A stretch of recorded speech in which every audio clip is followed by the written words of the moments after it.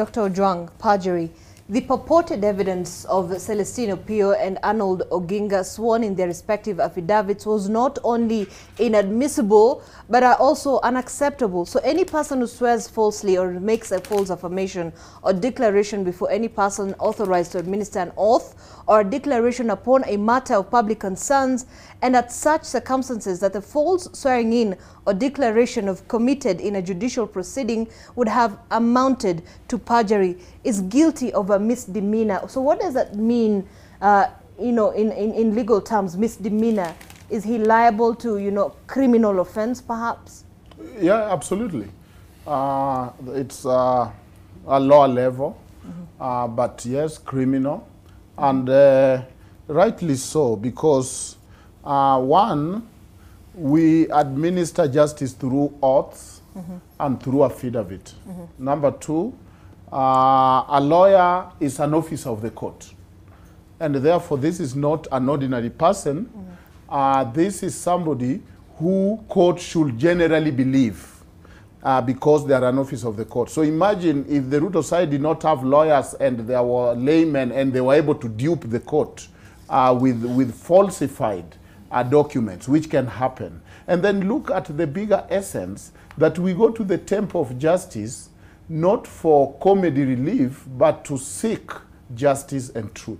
And therefore, when you lie to your teeth in your affidavit in front of the judges and you undervalue their time and you put country in anxiety and you have no difference between what you present in your affidavit or as a lawyer with what is tweeted by people in social media, then you are denigrating justice, you are wasting judiciary time, precious time, and to that extent, you are not helping. And for some of us who teach law and probably dean of law school, it's an indictment of the quality of lawyers because it is illegal for a lawyer to mislead court, to lie to court, and to lie under oath for anybody. So yes, it's a misdemeanor and it should be pursued.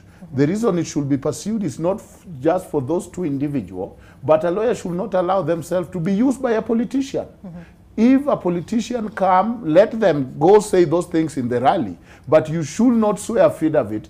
Come to the temple of justice knowing that what you have in your hand is fabricated and fantastic, phony, and fabulous fake, and you present it with goosebumps, and you present it with drama, and you then look at that court of justice and say, there is no justice in this country. What you are doing is weakening our institution and bastardizing our justice. So of course it's not a pleasant place to be, but just saying, well, it is politics cannot count when you have sworn an affidavit and you have gone to court. When people swear affidavit, we take it seriously. When people take mic in a political rally, we say, well, that is politics, that's a politician. And when people come under oath to court, then we are meant to take them seriously. But when they lie to us, knowing that they are lying to us, taking judiciary time, and then even worse, blaming judiciary after that, then you can see that it shouldn't be a laughing matter. All right. And even on top of that, Nurdin, I mean, you also had the contents of John Githongo's affidavit as well.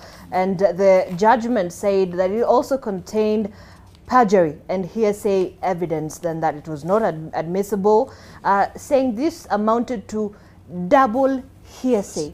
What does double hearsay mean? It means it's more or less like he's reporting hearsay that now even his reporting is also part of hearsay. So at the end of the day, it's more or less like, what they're calling on Twitter, stories are jabber. It's like just speaking things that actually don't hold water. It's a sad reality. And maybe to add to that, yes. So Githongo is telling us he was in a restaurant or somewhere, somebody show up and saying, I'm from hacking this election. And Githongo became the investigator in his affidavit, in his own affidavit. So he's asking him, how did you do it? And he's writing it down in his affidavit. This is what we did. I was indoctrinated. The dynasty must fall. Oh, so you were indoctrinated. Yes. Then I worked with Itumbi. Then we did this and this. So the person, he did not see. and therefore is reporting what he did not see, touch or hear. So this is not admissible in court? So far from it. But you see the court is getting a little impatient with Githongo, because why will you have the audacity or GUSPA to be an investigating authority, to decide to cover the face of this video and not tell this person go to the authority, and to change the voice, and then bring an affidavit saying, I, Githongo, myself, I have brought this as the evidence that there was hacking. And then the main petition of Azimio was actually lying on the Githongo affidavit. And to his credit, I think, I should be prosecuted less. He started withdrawing and saying, you know, those logs. But you know, it is the social media that caught him. That these logs were not 2022, they were 2017. Then he said, me, I'm just that person who passed what I was given. Now, if I'm in the street here and you give me weed and I say I'm just passing it to the next person, I will be liable.